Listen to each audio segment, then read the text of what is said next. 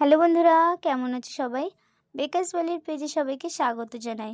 তো আজকে আমার এই কেকটার অর্ডার আছে, চলো রেডি করা যাক।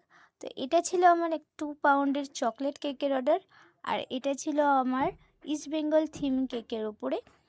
প্রথমেই আমি একটা স্টার নজেল দিয়ে উপরটা কভার করে নিয়েছি, পুরোপুরি উপরের যে পোর্শনটা রয়েছে ওটা ইয়েলো কালার দিয়ে কভার করে নিয়েছি, আর নিচের যে পোর্শনটা রয়েছে সেটাও আমি ইয়েলো কালার দিয়েই কভার করে নিয়েছি। তো তোমরা আমাকে জানিও যে তোমরা কোন দলকে সাপোর্ট করো, ইস্ট বেঙ্গলকে নাকি মোহনবাগানকে। তো একদিকটা আমার পুরোপুরি কমপ্লিট হয়ে গেছে।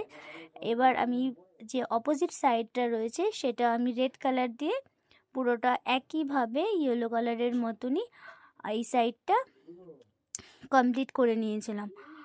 আর পুরোটা এটা অনেকটাই ধৈর্য সহকারে করছিলাম, কারণ একই লাইন বরাবর করতে হয়েছিল যেহেতু, তার জন্য। এরপরে পুরো লুকটা আমার এরকম হয়েছিল, রেড আর ইয়েলো কালারের কম্বিনেশনের মধ্যে পুরোপুরি কেকটা।